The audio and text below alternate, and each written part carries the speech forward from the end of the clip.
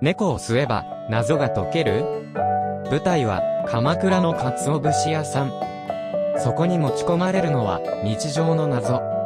探偵が手がかりにするのは、なんと猫を吸うこと。ほんわかするのにちゃんと謎は解けていく。猫吸い探偵。猫好きにはたまらない癒しと推理の不思議な一冊。